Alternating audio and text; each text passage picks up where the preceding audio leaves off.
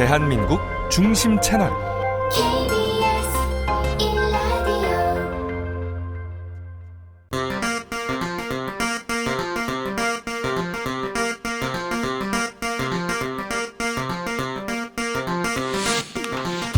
주진우 라이브 스페셜.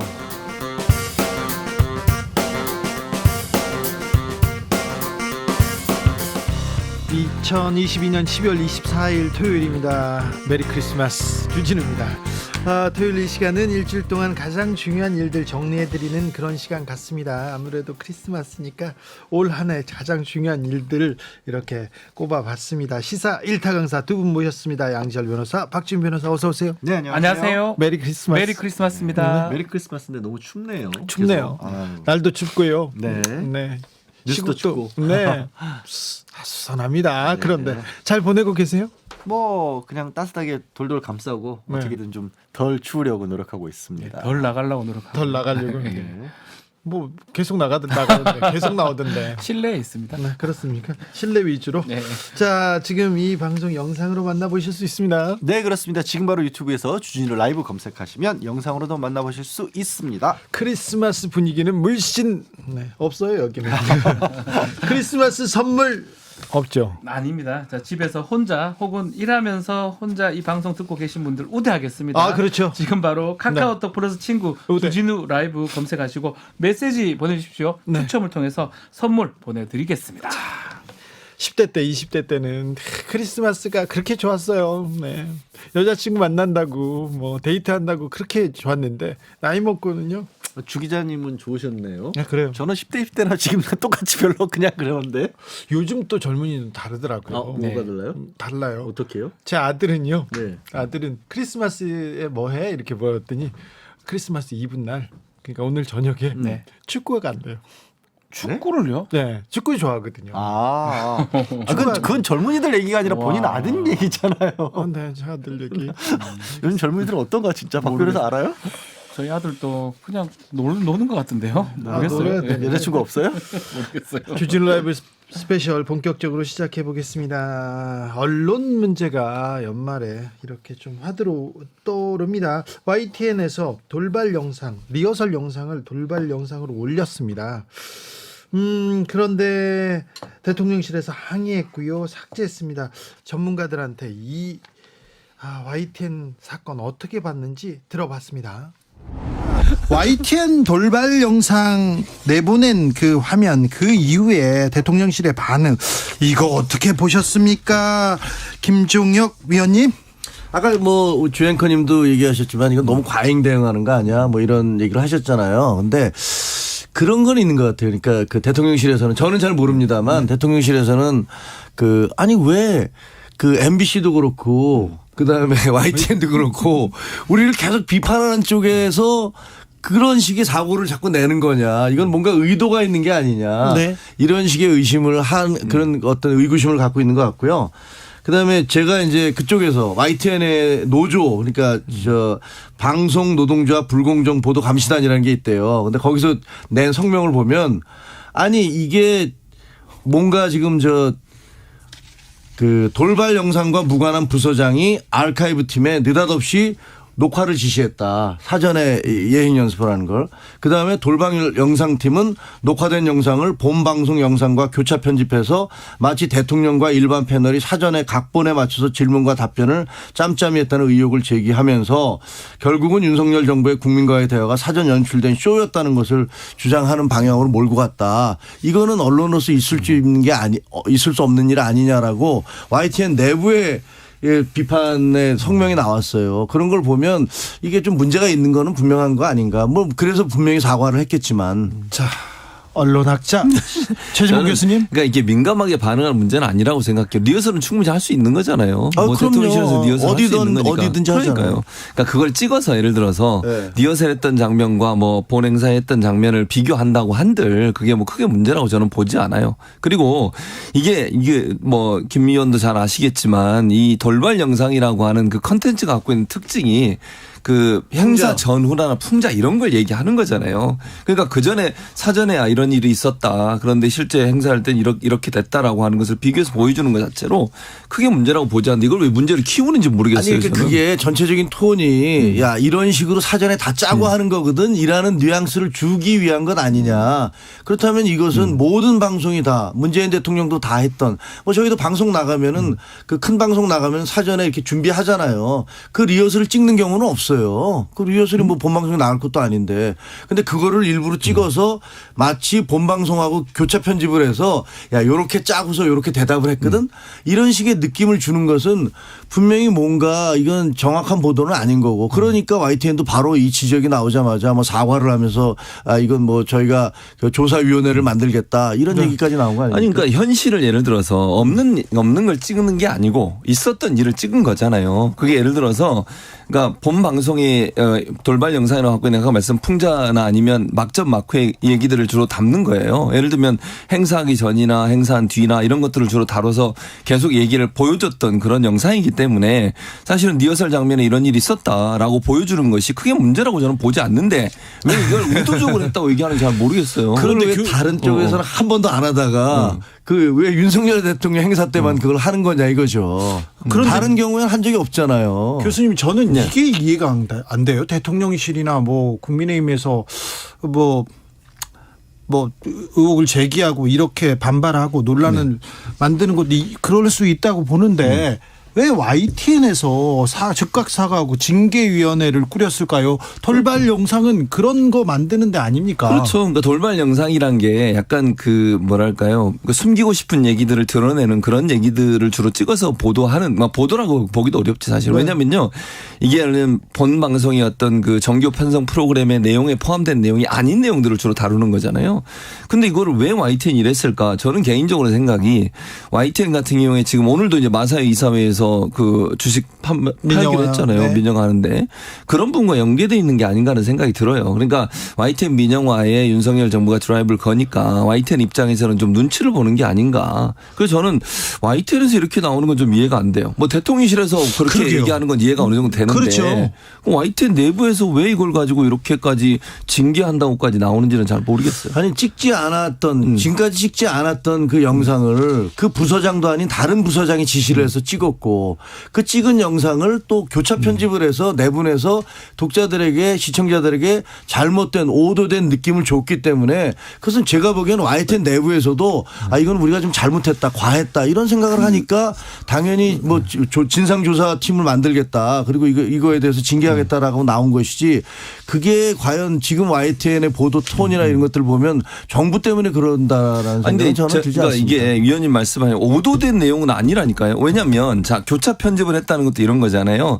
리허설 장면에서 한동훈 장관이 대답하는 것과 그 대답하는 거에 대한 질문을 리허설하는 걸 찍고 네. 실제 현장에서 있었던 일을 비교해서 보여주는 것은 이건 오도는 아니잖아요. 비교가 아니고 누구든지 그런 생각을 하잖아요. 야 저렇게 미리 다 짜고 치면서 네. 대답을 저렇게 하는 걸 뭐 마치 국민과 아무런 준비 없이 사전에 했던 것처럼 보도를 해? 야 거짓말하네.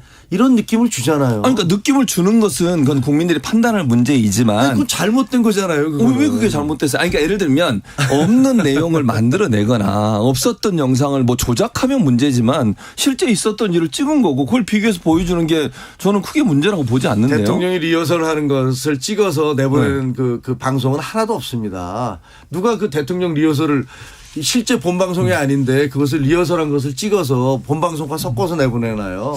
그건 말이 안 근데 되죠. 나오기는 했으니까 그런데요. 이재명 대표가 이 부분은 언론에 대한 겁박이다, 탄압이다 이렇게 얘기했는데 이 부분은 어떻게 보십니까? 그러니까 김종혁 겁박을 의원님? 뭘로 겁박을 한다는 거예요. 그러니까 그거에 대해서 문제점을 지적하면 아니 본인이 내가 이렇게 왜 그렇게 편성을 하셨죠? 문제가 있는 거 아닙니까? 라고 비판하고 문제를 지적하는 게 겁박이에요? 자, 김종혁 의원님. 자, 개인적으로 물어볼게요. 예, 언론계 또 개인적이야. 선배니까. 왜? 언론계 선배고 그러니까. 그런데 이런 문제가 나오면 그 영상이 뭐지?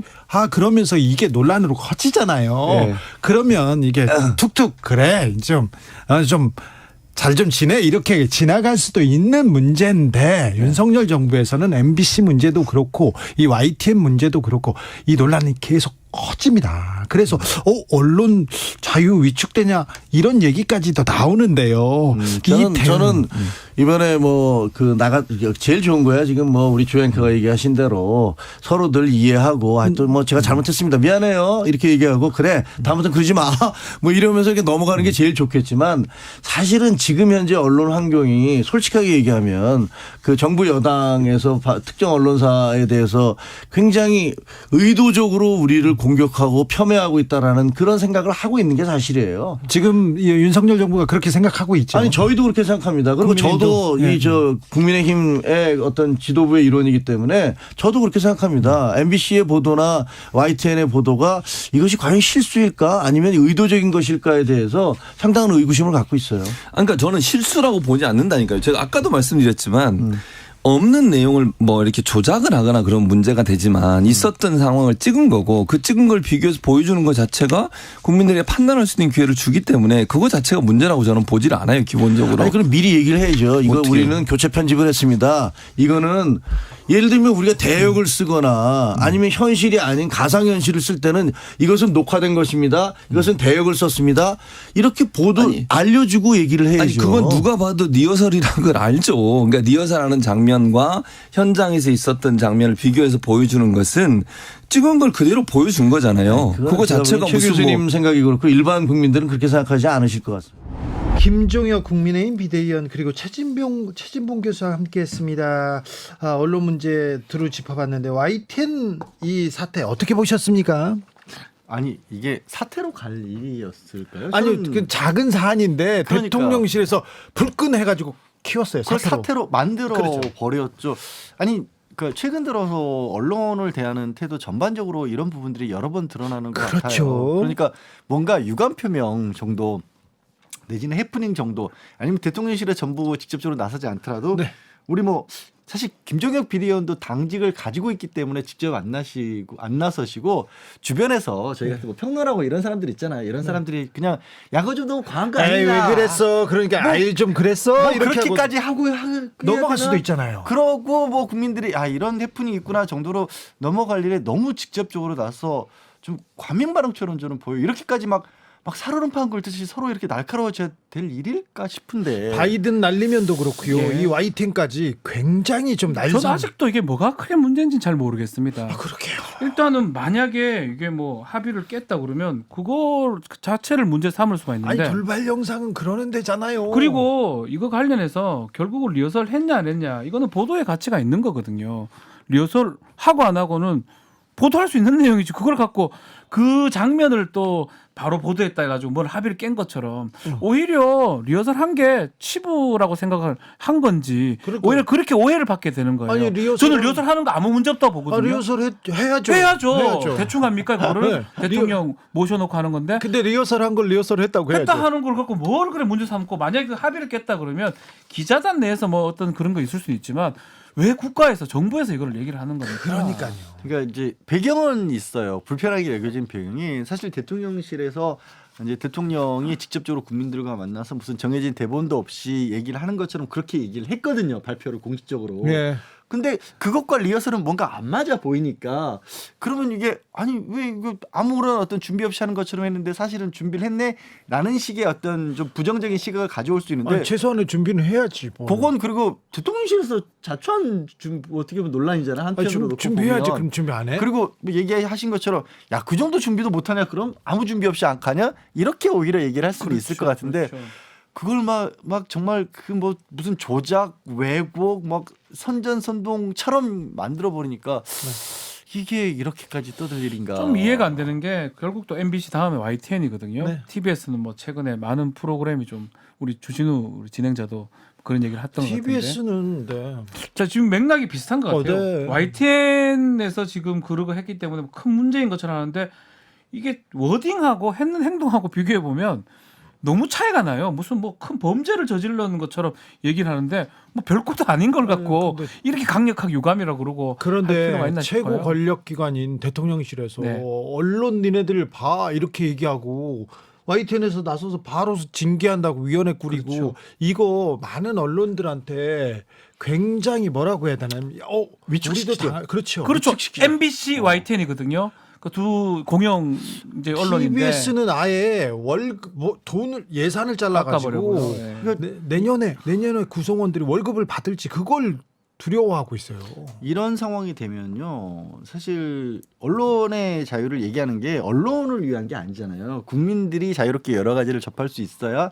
그리고 민주주의라는 게 결국에는 국민들의 의사를 정치적 의사를 결정하는데 여러 가지 정보가 자유롭게 들어온 다음에 그걸 가지고 결정하는 거잖아요. 민주주의에 대한 직접적 위해가 되는데 이게 여기서 그친 게 아니라 이제는 아예 한발더 의견 표명. 나왔습니다. 그러니까 이 여당 패널 중에서 여당 한발 패널이 더 나왔어요. 나가는데 왜 여당 패널이 나가가지고 여당 편을 안 들고 야당 편을 들냐라고 여당 대표가 네. 말을 하고 공문을 보냈어요. 네, 이것도 심각한 균형을 거예요. 맞춰라. 뭐 직접적으로 사실 누구라고 꼬집어 참칭 얘기- 보수 패널이라고 표현하죠. 참칭 근데 보수 패널. 아니, 저는 그 얘기 듣고 딱 생각이 든 게 저도 이제 뭐 주로 야당 쪽에 가깝다고 얘기를 하지만 야당이 잘못한 부분이 있을 때는 아니 민주당 뭐 이렇게 하고 있냐라는 얘기도 하거든요. 그러면은 그건 당연한 얘기 아니에요. 근데 이 몇몇 분들이 보수적인 본인의 입장이고 정치적으로 어떻게 보면 성장 배경을 가지고 있지만 지금 대통령실 내지 여당에서 잘못한 부분이 있을 때는 아 이건 잘못한 것 같다라고 얘기를 했다고. 네. 이거 여당이 아니다 이렇게 얘기를 아니 그러면 해버리시면. 결국 기계를 데리고 놓고 평론시키는 게 맞아요. 시사 패널 평론이 나와가지고 나는 여당이니까 여당의 편만 든다. 나는 야당이니까 야당 편만 든다. 그럼 기계 데리고 놓고 하는 게 맞지. 사람이라면 같은 사안이라도 또 그 진영이 있다 하더라도 다르게 얘기할 수 있는 거거든요. 지금- 뭐 그래 따지면 민주당 욕하는 그 패널들은 참칭 뭐 진보 패널입니까? 아니 말도 안 되는 지금 거죠. 기계를 데려와야 될 형편이에요. 사실은 왜 그러냐면요. 뭐 시사 프로 진행해 보셔서 두 분 잘 알잖아요. 국민의힘이나 대통령실 그쪽 패널이나 그쪽 사람들은 인터뷰에 응하지 않습니다. 잘 안 합니다. 예. 안 해요. 예. 왜 나와가지고 좀 창피당한다 이런 생각도 그러니까요. 있고요. 그리고 또 왜 주장하지 않는지 잘 모르겠습니다. 인터뷰에 응하지 않습니다. 그리고 민주당은 응하고요.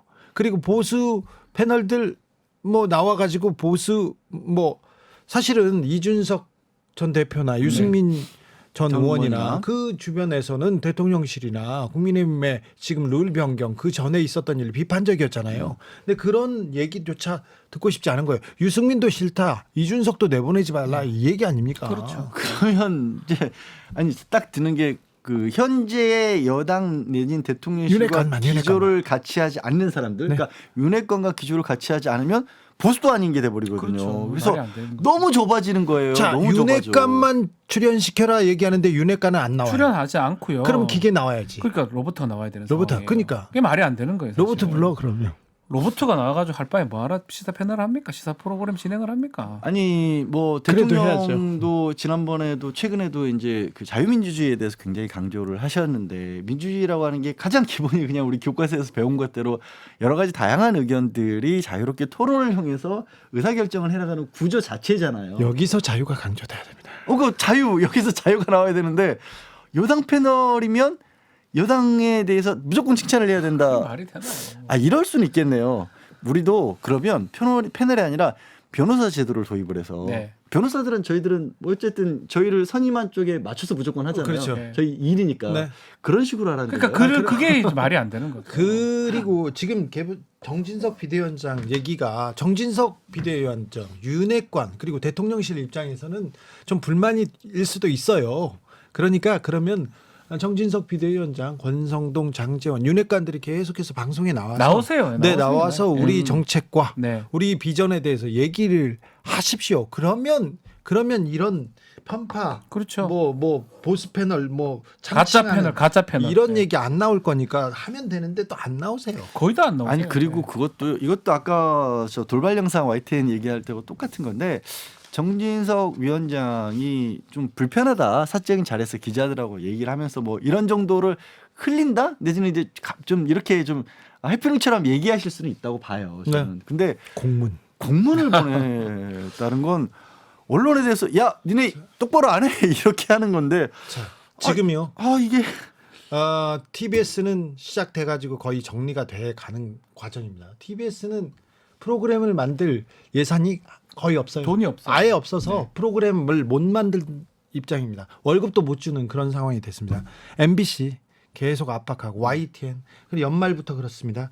한파는 내년까지 계속될 겁니다. 내년에 본격적인 추위는 계속될 것으로 보이는데 2007년이었나요? 이명박 정부 시절에 있었던 언론계의 찬바람 불었을 그렇죠. 때. 파괴 공작이었죠. 수많은 기자들, PD들, 방송 언론 노동자들이 찬바람을 맞으면서 파업에 나서고 정권에 반대하는 투쟁을 벌였던 그때가 생각나는데 그때보다 더하면 더했지 덜하진 않을 것이다 이렇게 생각하는 사람이 많습니다. 아니 왜 그러냐면 그때는 적어도 표면적으로는 이거 문제가 있기 때문에 검찰이 수사하는 거지 정부가 관여하는 게 아니다라는 식의 어떤 자세라도 취했거든요.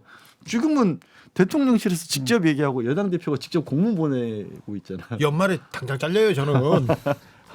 그래서 이게 저는 그냥 장기적으로 봤을 때는 누구에게도 도움이 안 될 것 같거든요. 그러니까 진짜 이거는 여당이나 대통령실에도 도움이 안 될 것 같아요. 이런 당연히 식의 안 어떤 되죠. 정책은. 이런 식으로 하면 이런 식으로 이렇게 이런 식으로 촌스럽다는 것도 아닙니다. 이건 뭐 명확한 언론 탄압입니다. 그렇죠. 이거는 뭐 헌법 위반의 가능성이 매우 높죠. 네, 헌법을 위반하는 언론 탄압으로 기록될 것입니다. 정진석 비대위원장님. 네. 이렇게 하면 또 우리 방송 또 뭐라고 하는데 계속 우리 여기도 방송 뭐 보수 패널 없다고 뭐라고 공문 보내고 그래. 네. 대선 딱 제가 뭐 참칭 좀 할까요 그냥? 안 되면 어떻게? 그냥 내 마음에 반해서 얘기하면 되는 거잖아요. 알겠습니다. 예. 지나갈게요. 대선 끝나자마자 대선 다음 날이었는데 국민의힘에서 그 공문을 냈었어요. 뭐 기자회견도 하고 그래서 주진우 라이브에 대한 굉장히 험담을 했는데 무섭습니다. 아이고 무서워라. 아이고 추워라. 네, 이 얘기도 좀 전하겠습니다. 감사원에서 또 바삐 움직입니다. 문재인 정부의 통계 조작 의혹. 감사에 착수하겠다 이렇게 얘기했는데 벌써부터 문재인 정부가 그럼 통계를 조작했다는 거야? 이런저런 얘기가 나옵니다. 이거 최재성 전 청와대 정무수석이 발끈하고 나섰습니다. 통계 조작 물어보겠습니다. 문재인 정부가 통계 조작했습니까? 조작이라는 것의 개념이 뭐죠? 뭐 거짓으로 만들거나 이렇게 고치거나 조사하거나 네. 또 통계가 이미 나와 있는 것을 네. 과정상에서 그거를 왜곡시키거나 네. 아니면 결과를 바꾸거나 왜곡시키거나 네. 이런 게 조작 아닙니까? 그렇죠.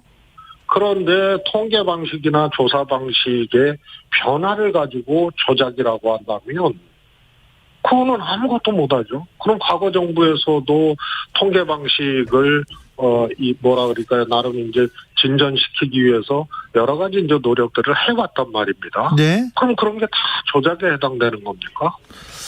예를 들어서 가계동향 조사도 문재인 정부 이전 10년 동안에 상당히 변화들을 주고 노력을 했었습니다. 네.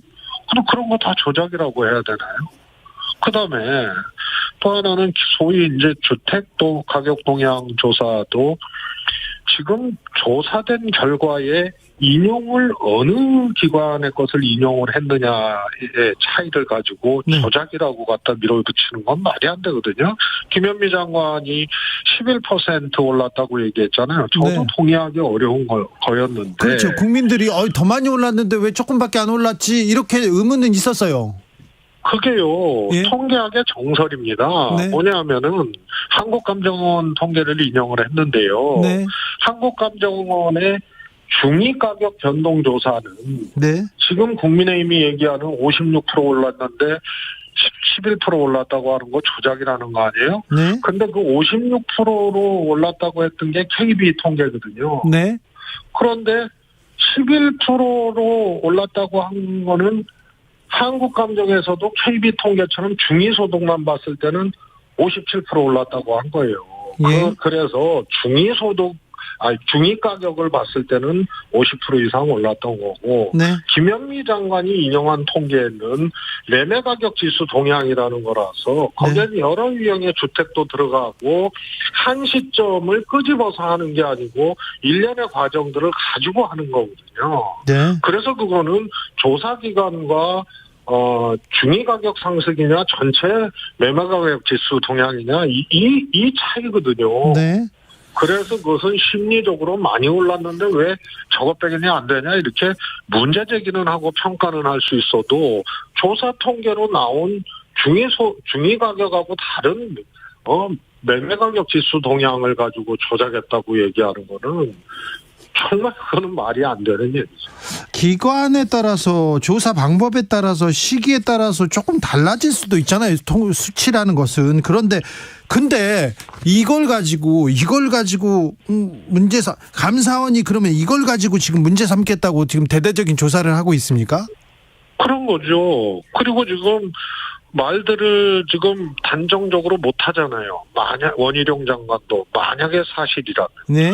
그다음에 감사원도 그런 정황, 조작했을 정황 이런 식으로 얘기를 한단 말이에요.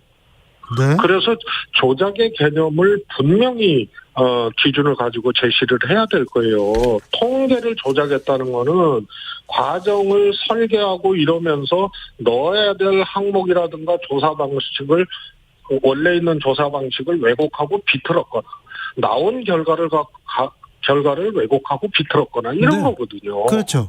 또 조사 기법이라든가 통계 기법 방식의 변화를 갖고 얘기하면요. 그동안 통계 방식의 진화를 위해서 나름 노력해온 과거 정부들 다 문제 삼아야 되는 거예요.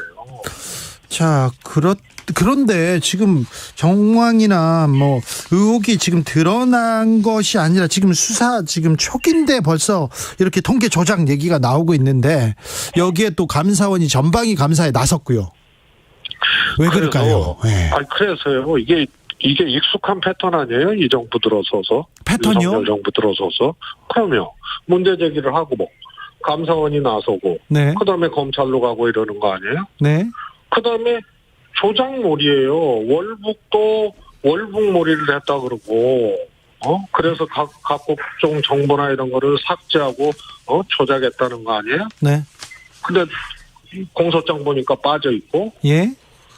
이것도 통계 조작을 했다고 소위 말해서 개념에도 맞지 않는 문제 제기를 하면서 정치적 공세를 하고 몰이를 하고 그리고 이게 이제 또 수사로 가고 이런 익숙한 패턴이죠.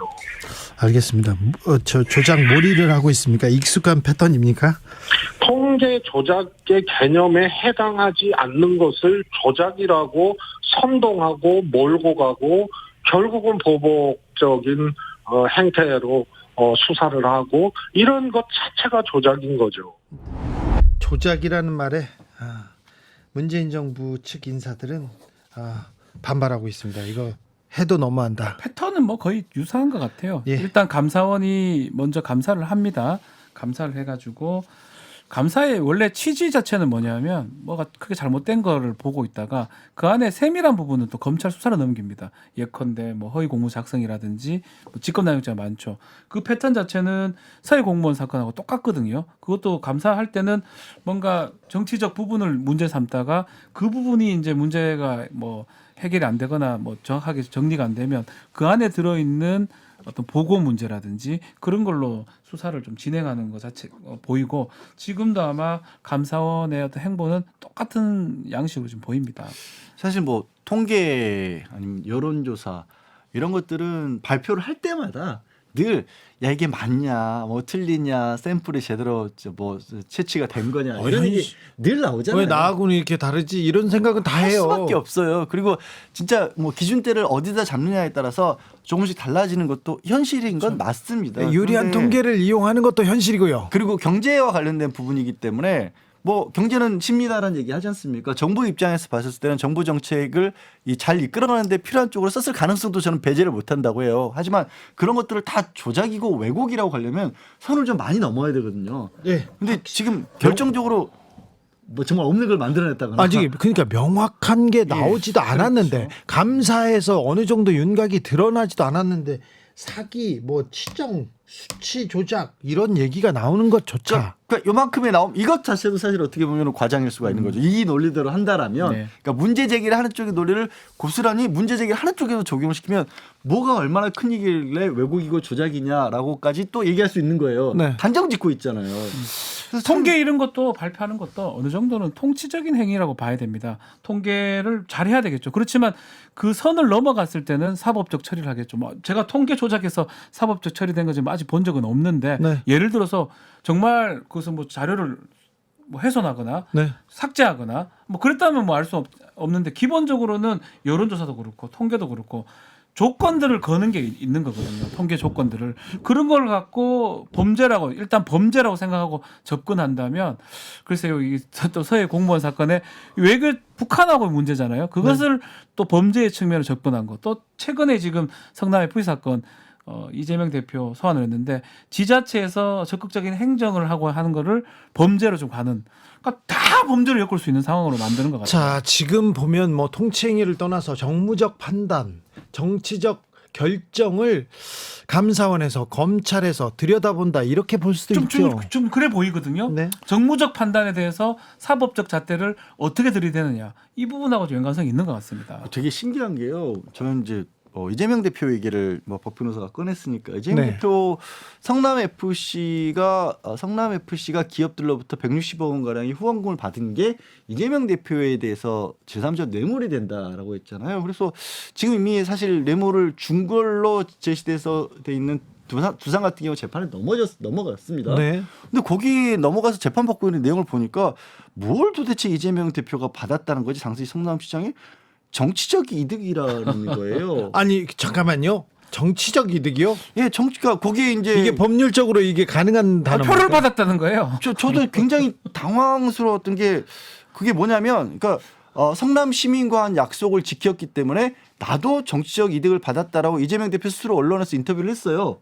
그게 뇌물이 될 수 있다라는 거. 아니 축구공이라도 받아야 될 거 아니에요. 아니면 축구 유니폼이라도 받고 이게 뇌물 아닙니까? 직접적 이익. 당시 구단주였기 때문에 다 갖고 있었어요. 네. 당연히 그래요? 구단주니까 공은 뭐 새롭게 받을 필요 아니 없죠. 그런데 정치적이 일을 해서 후원을 많이 받고 국민들한테 그 시민들한테 성원을 받았기 때문에 그게 정치적 이익이라는 건가요? 그거를 그 두산에 관한 재판에서 그렇죠. 그 두산. 공소장이나 이런 데 인용을 했다라는 거 이재명 스스로 이렇게 얘기를 했다라고. 그럼 이게 어떻게 아니야. 이걸로 어떻게 검찰이 잡습니까? 다른 이유가 있는 거 아닙니까? 아니 뭐 추가적으로 이런 건 있어요. 두산이 그때 당시에 이제 원래 병원 부지였는데 사업 부지로 바꾸면서 용적률은 낮춰준 거고 그다음에 이제 기부 체납도 좀 줄여졌다 이런 것들이 다 특혜다라고 보고 있는데 어쨌든 그렇게 해서 그럼 이재명이 받은 건 뭐냐라는 게 나와야 되잖아요. 그렇죠. 그게 정치적 이득 말고는 아직까지 나온 게 이렇게 없어요. 되는 거예요. 논리상으로 제3자 뇌물죄가 되기 때문에 이재명이 아닌 딴 사람이 받았고 이익은 이재명이 같이 공유를 했다 이런 뜻인데 네. 그 받은 사람은 성남 시민들이에요.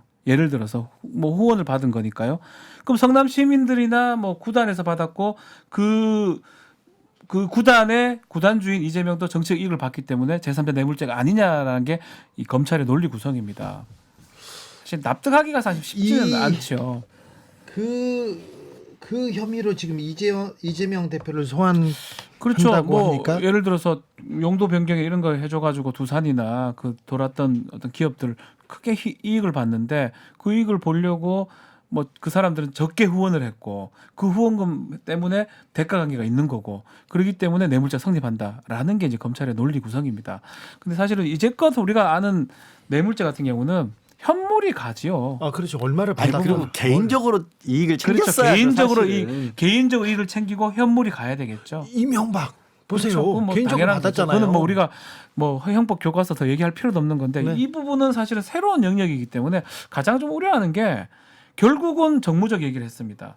적극적인 행정행위를 해가지고 뭔가 유치를 해오면 이제는 다 뇌물죄가 될 수 있어요. 그 사람이 선출직 공무원이라면 다 표하고 관계가 되는 거거든요. 정치적 이익이 있는 거잖아요. 그래서 민주당에서도 지금 당장 홍준표 지금 지사부터 없어 또 해라 뭐 이런 얘기 나오는데 아니 저는 이게 왜 정치적인 어떤 수사라는 비판을 받을 수밖에 없는 구조를 또 가졌냐면 성남 FC 사건 7년 수사를 했다고 하죠. 그리고 지난해까지도 경찰에서도 주로 들여다봤던 게 계좌 추적하고 돈의 쓰임새였어요. 혹시라도 그 돈이 부정하게 건너갔냐, 부정하게 쓰였냐. 그렇다면 물을 수 있죠. 그거는 맞죠. 그렇죠. 그렇게 근데 된다면 맞죠. 그게 없으니까 안 되니까 지금까지 조금 전에 설명한 것처럼 정치적 이득이 갑자기 등장을 한 거예요. 그러니까 처음부터 이런 부분도 문제가 된다라고 본 것도 아니고 다 막 기존의 어떤 논리에 따라서 기존의 법리에 따라 수사를 해봤는데 그건 안 나오니까 그렇죠. 일로 옮겨온 것 같거든요. 만약에 그 받은 돈을 누가 착복을 했다, 누가 몰래 받았다, 그런 부분이 나온 그렇게 거 되면 이제 아닙니까? 그 뇌물죄가 될 수가 있죠. 아니 그런 부분이 나온 거 아닙니까? 없습니다. 그런 부분은 지금 없습니다. 아니, 약간 누군가 진술은 바뀌긴 했지만 이재명 시장 밑에 다른 사람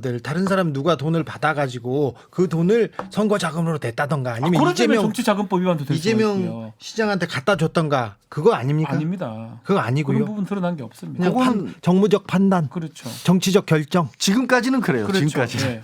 뭐 검찰이 뭐 예를 들어서 기소 이후에 다른 증거를 내밀면서 얘기할 수는 있겠지만 지금 언론에 보도되고 그런 걸 보면 이 정치적 이익을 봤던 부분이 지금 기소 상황이고 소환 통보를 했던 상황입니다. 그렇다면 모든 정치적 행위, 정책적 판단, 결정 이런 게 국가도 마찬가지예요. 그래도 아니, 이렇게 그러니까 되면 이제 국가도 마찬가지예요. 검찰에, 일을 감사원에 예. 잘 안 되면 괜찮아요. 네.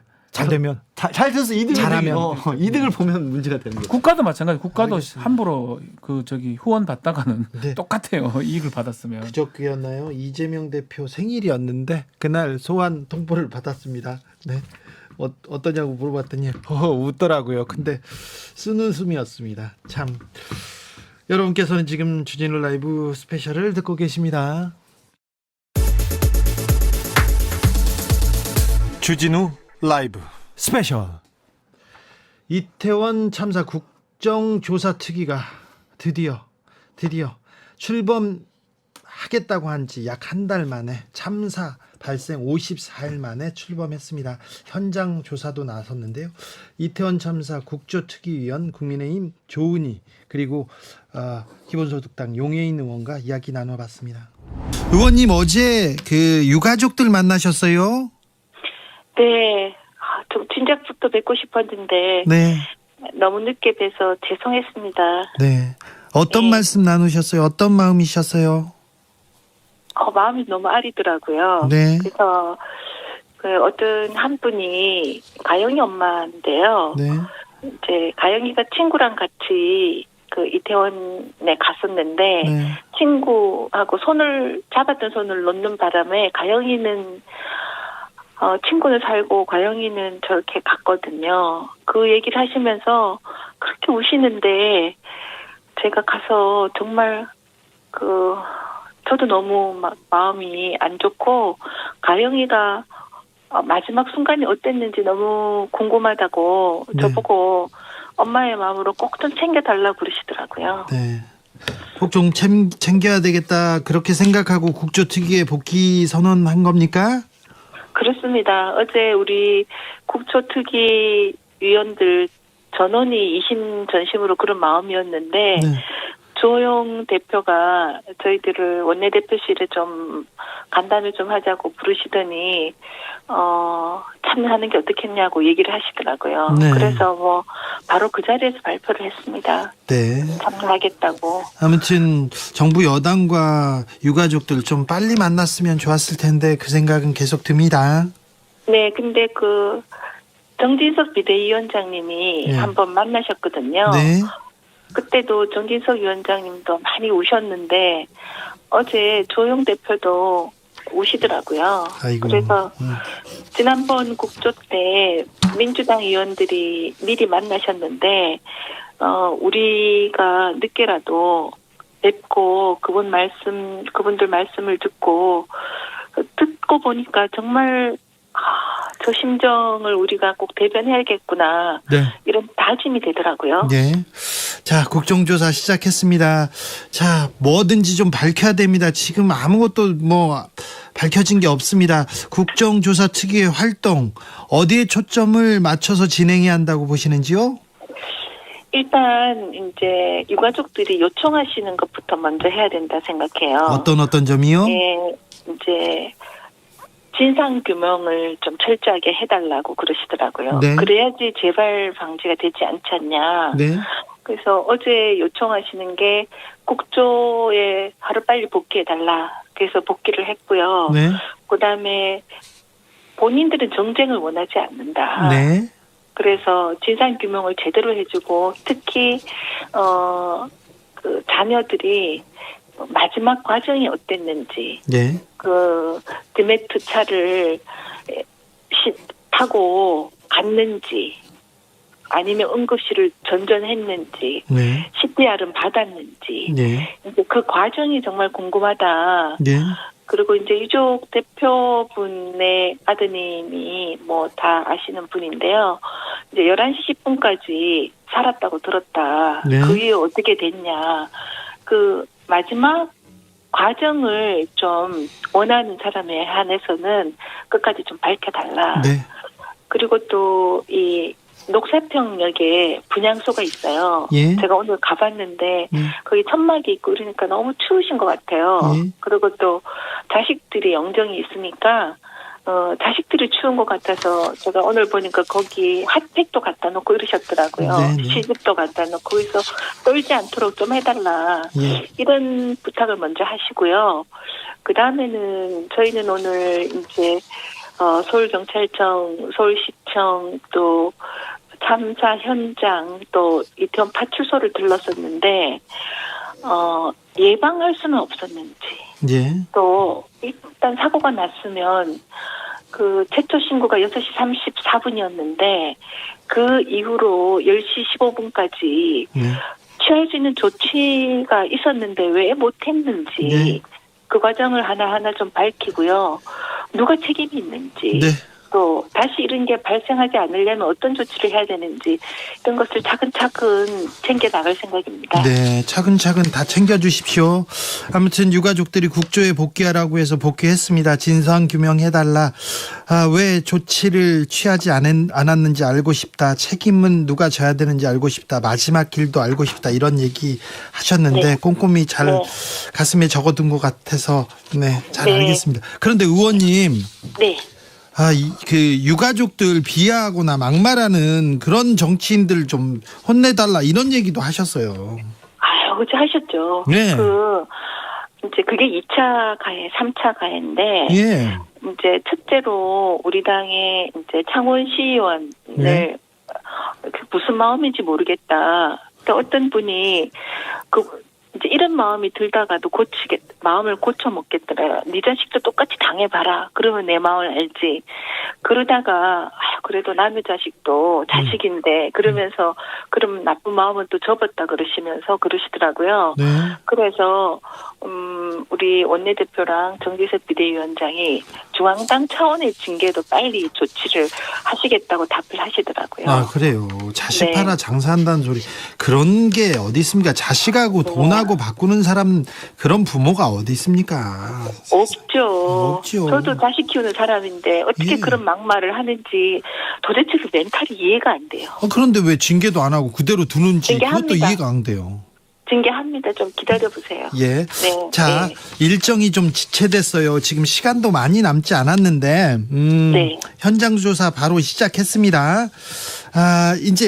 근데 이제 앞으로 어디 방문하고 무엇을 특별히 먼저 챙기게 됩니까?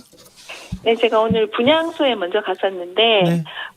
분향소에 시집을 챙겨놓은 어머니 계시더라고요. 예. 그래서 그걸 보면서 너무 젊은 꽃다운 아이들이어서 정말 어른으로서 정말 미안하고 죄송하고 그랬고요. 예. 사고 현장에도 갔었는데 제가 깔릴 뻔했어요.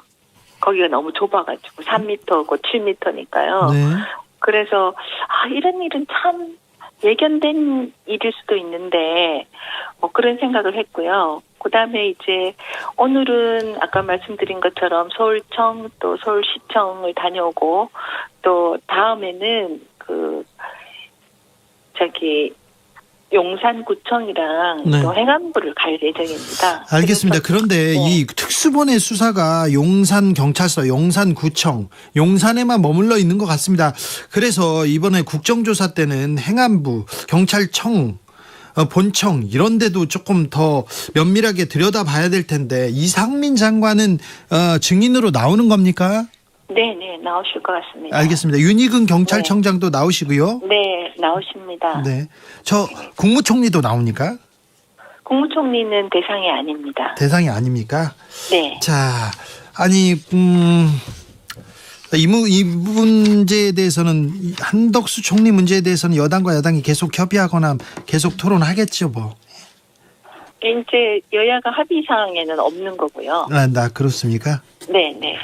한덕수 총리가 시민분향소 방문했다가 30초 만에 이렇게 발길을 돌리고 갔는데 이 부분 어떻게 보셨습니까? 전 너무 아쉽습니다. 그 유가족들께서 그냥 선뜻 받아주셨으면 좋겠지만 유가족 마음에 꼭 그러겠습니까? 네. 이제 누구라도 때리고 싶죠. 그러면은 조금 더 마음을 어루만지고 달래시고 그러시면 됐는데 이제 총리님께서는 다음에 오라 그러시니까 그 마음을 존중하셨던 것 같은데 그냥 또 같이 손잡고 같이 눈물 흘리고 그러셨으면 얼마나 좋았을까 하는 아쉬움이 솔직히 있습니다. 네. 아무튼 뭐 총리가 거의 이 참사 대응을 진두지휘한 사람이기 때문에 더 바라는 것도 많고 유가족도 할 얘기도 더 많을 텐데 총리께서 조금 유가족들 가슴에 못 박는 말도 좀 하시고 그다음에 이렇게 또 30초 만에 가니까 좀 서운하다 그런 분들 많습니다. 저도 공감합니다. 네. 민주당에서는 오늘 보니까 총리님께서 유가족 이제 총리님은 유가족이 가라 하니까 오셨는데 언제든지 유가족을 뵙고 대화도 나누고 오해도 풀고 사과할 거 있으면 사과하고 그러시겠다고 제가 들었습니다. 알겠습니다. 자 국정조사에 저 증인으로 오세훈 서울시장도 오십니까? 당연히 오셔야겠죠. 오세훈 서울시장 와야죠. 네. 한덕수 총리는 민주당에서는 한덕수 총리 부르자 이렇게 증인으로 나와야 된다 주장하고 있고요. 그 일부인 것 같습니다. 민주당 간사님은 그 얘기 안 하시거든요. 아직이요? 네. 예. 자, 그런데요. 시간이 많이 지났잖아요. 벌써 절반가량 지났는데 조사 기간 연장 필요하다는 목소리 계속 나오고 있는데 어떻게 생각하세요? 저는 일단 이제 우물에서 밥 주려고 이제 물을 길었잖아요. 네. 그러면 밥을 일단 맛있게 하고 그 다음에 이제 맛있게라는 것은 유가족분이 원하시는 대로 또 국민들이 바라시는 대로 조사를 진정성 있게 하고 그 다음에 부족한 게 있다. 그러면 그때 논의해야 된다고 생각합니다. 그렇습니까? 네. 네. 그때는 논의할 그 여지가 있습니까? 지금은 우리 당 입장은 일단 하고 보자 하는데 저 개인적으로는 좀 열려 있지 않을까 생각합니다. 네. 부족하면 그렇죠. 진상규명을 위해서 노력하다가 부족하면 논의해보겠다. 열려 있다. 네. 알겠습니다. 오늘 첫 현장 조사 나갔지요. 어떤 거 살펴보셨어요? 네, 조금 길게 말씀드릴게요. 오늘 국정조사의 사실상 첫 날이었는데요. 일단 9시 반에 이제 녹색청락에 설치된 시민분향소에 가서 유가족분들과 함께 조문하는 것으로 국정조사 일정을 시작을 했습니다. 그리고 이태원 참사 현장, 이태원 파출소에서 경찰과 소방의 당일 현장 대응에 대해서 좀 살펴봤고요. 오후에는 서울경찰청과 서울시청에서 현장 조사를 진행하고 있습니다. 일단은 유가족분들이 가장 궁금해하시고 답답해하시는 부분들 우선적으로 확인하려고 했고요. 특히 이제 서울경찰청에서는 이태원 참사 그 희생자 유가족분들에게 아직 제대로 브리핑 한 번을 하지 않고 있다라는 이 말씀들을 유가족분들이 많이 하십니다. 그래서 유가족분들은 도대체 왜 연고도 없는 먼 곳들로 시신들을 옮겨 졌고 그 과정에 대해 아무도 설명하지 않는가 너무 궁금해 하시는데요. 좀 이번에는 그래서 서울경찰청은 여전히 파악해보겠다, 관례대로 한 것이다 정도만 이야기하고 있습니다. 그리고 또 이 외에 제가 중요하게 파악하고자 하는 부분은 경찰이 제출하고 있는 상황 인지 그리고 현장 대응 기록들이 상식에 어긋나는 부분들이 굉장히 많아서 이 부분을 좀 더 명확하게 확인하고자 했습니다. 예를 들면 상시적으로 상황 보고를 내부 시스템 말고 카톡, 문자, 전화 이런 것들로 한다고 하는데 오늘 이제 상황실장에게 물어보니 본인도 그렇게 한다 일상적으로 다 이야기를 하더라고요. 그렇다면 당일에 사용되었던 카톡방, 전화 내역 이런 게 다 있을 텐데 이런 시스템을 이용한 거 말고도 이런 카톡이나 메시지를 이용한 직보가 있었을 것이고 그렇게 추정할 수밖에 없는데 이번 참사에서는 모든 관계자들이 다 그런 일이 없었다라고 말하고 있는 상황입니다. 그래서 이런 부분들을 앞으로 이제 기간 보고나 청문회에서 좀 더 따져봐야 할 것 같고요. 서울시에서도 마찬가지로 상식에 어긋난 자료들을 내고 있습니다. 그래서 이것들도 좀 더 확인해 보려고 하고 오늘 이제 새로운 사실을 확인하기보다는 아무래도 좀 자료를 더 정확히 제출하라라고 확인하고 압박하고 현장에서 실제로 시스템이 어떻게 가동되고 있는지를 확인하는 시간이었습니다. 알겠습니다. 용해인 특파원처럼 아주 취재를 많이 하셨는데요. 근데 서울시에서 자료를 안 냅니까? 네, 자료 내지 않고 있습니다. 뭐 예를 들자면 29일 이제 10월 10시 26분에 당시 이제 재난안전상황실에서 상황을 인지를 했습니다. 네. 그리고 1분 뒤에 용산구 당직실에 상황을 파악하려고 연락을 했는데 그 이후 30분 동안이나 시장단에게는 보고하지 않았다는 거예요. 그런데 지금 현재 매뉴얼에는 재난 발생을 하면 5분 내로 시장단에게 보고하게끔 되어 있습니다. 예? 그래서 이런 부분에 대해서 중요한 보고라인에게 보고를 하지 그 매뉴얼에도 나와 있는 시장단 보고를 누락했다라는 것이 좀 상식적이지 않은 상황이어서 네. 서울시가 제출한 일지에 대해서 좀 더 확인이 필요하다라는 생각이 듭니다. 네. 여야 의원들 다 같이 나갔는데 오늘 좀 충돌하는 지점이 있었습니까? 네, 뭐 크게 부딪히진 않았습니다. 근데 이제 서울경찰청장도 그렇고요, 오세훈 서울시장도 그렇고요, 여당과 야당 의원들의 질문에 대한 태도가 너무 다릅니다. 야당 의원들한테는 질문도 끊고 자기가 하고 싶은 말로 대답하기 바쁘다가 여당 의원들이 질문을 하면 고분고분하고 너무 투명한 태도들을 보여주는데요. 어느 정도 예상했던 것이기는 합니다. 그래서 오늘 이제 현장 조사에서 요구한 자료들 도착하면 네. 이를 토대로 좀 더 다음 주 기간 보고와 청문회에서 좀 더 깊게 파고들어서 진상규명 열심히 하겠습니다. 이태원 참사 50여 일이 지났는데 우리는 아무것도 한 게 없습니다. 아무것도 밝혀낸 거 없습니다. 특별히 정치권에서는 서로 책임만 미루고 있었는데 그래도 국조 특위가 출범하긴 했어요. 그러게요. 이게 정말 도저히 여론에 비춰봤었을 때도 그리고 뭐 조은 의원도 인정을 했지만 국민의힘에서 그러니까 정부 여당에서 했던 그런 모습들이 이대로는 안 되겠다라는 판단을 한 것으로 보입니다. 그나마 다행이고요. 근데 이제 조사한 이후에 출범한 이후에 또 조사하고자 하는 대상 같은 걸 보면 아직도 별로 달라진 것 같지 않기도 한데 뭘 밝혀낼 수 있을까 이런 생각도 네. 좀 하고요. 그래도 어찌됐든지 뭐 지금 수사는 수사대로 진행되고 있는 상황에서 일부라도 그리고 움직이지 않는다. 저는 그렇게 생각해요. 만약에 국정조사까지 했는데도 불구하고 정부 여당에서 제대로 못 밝혀내고 못먹거리는 모습을 보인다면 그것도 그 나름대로 의미는 있다라고 봅니다. 그러면 뭐라도 해야죠. 네. 그렇지. 모든 결국은 이제 책임이 집권 여당 또 정부 여당으로 갈 것 같은데 아직까지도 좀 뭐 막말을 하는 어떤 의원들이나 많아요. 그런 분들한테 징계를 하거나 적극적인 대처는 안 하는 모양새거든요. 또 마찬가지로 분향소 앞에서 좀 반대 시위를 하는 분들도 적극적으로 당에서 해줘야 되는데 유가족의 요청에도 불구하고 안 하는 모습입니다. 그렇기 때문에 과연 이제 국정조사에 특위에 나오긴 나왔지만 국민의힘이 뭐 제대로 할까도 또 그 맥락에서 지금 신혜영 의원 이제 닥터카 문제를 계속 크게 이제 논란이 되고 있는데 실제로는 이거는 국정조사하고 크게 상관이 없는 부분이거든요. 근데 이건 다른 측면으로 무슨 이게 저는 사실은 저는 개인적으로는 그렇습니다. 그 관계 뭐 10분 20분 늦었다고 하는데 그걸 뭐 갑질이라고 좀 표현하는데 그리고 시간도 상당히 한시간 늦었고요. 가는 게 중요하다고 아무도 그거 안 갔잖아요. 예. 경찰도 안 갔고 네. 여기 국민의힘 의원 간 사람 있습니까? 저는 또 의사로서 갔다면 그런 측면을 봐야 되는데 뭐 차를 어째 빌려 탔니 언제 갔니 뭐 보건복지부 장관 탔니 그렇게 논리를 전개하는 거는 네. 글쎄요 특위를 조금 다른 프레임으로 가져가려는 아니, 그런 모습으로 좀 비춰질 것 같아요. 이 문제 이태원 참사하고 무슨 관계가 사실. 있는지 참. 거기에요. 이런 식으로 얘기가 되는 것 같아요. 사실 이제 1시가 넘은 시간이었기 때문에 참사 상황이 이제 어느 정도 정리가 된 이후였거든요.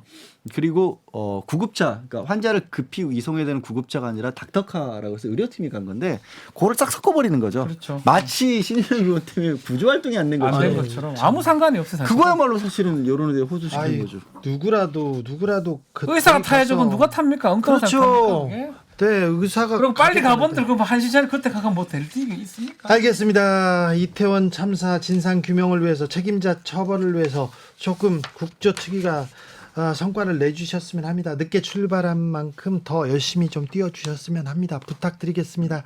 자, 돗자리 펴봅니다. 다음 주 신문 일면 주인공은 누굽니까? 이제 본격적인 국정조사가 시작됩니다. 네. 저는 또 천공 얘기를 좀 해보려면 천공이요? 갑자기 왜 천공이? 뭐 그런 발언들을 했던 것도 있고 증인 채택 문제 같은 것도 문제가 될 수도 있고 네. 아마 좀 주목을 해야 될 것 같습니다. 천공이라. 네. 자, 양지열 변호사님. 원래 28일 날 소환을장이 통보가 왔지만 소환에 응하지는 않았죠. 네. 이재명 대표. 근데 또 이번 주에 그러니까 다음 주에는 이재명 대표가 조금 더 나오지 않을까 그렇겠죠. 싶습니다. 네. 국조특위 그리고 이재명 대표 검찰 소환 소식이 다음 주도 뜨겁게 전개될 것이라고 이렇게 보네요. 자, 주진우 라이브 스페셜 마치겠습니다. 연말입니다. 크리스마스입니다. 여러분은 복되고 행복하기만 하셨으면 좋겠습니다. 양지열 변호사, 박지원 변호사도 행복하기만 해야 됩니다. 메리 크리스마스. 네, 메리 크리스마스. 저는 다음 주 월요일 오후 5시 5분에 돌아오겠습니다. 지금까지 주진우였습니다.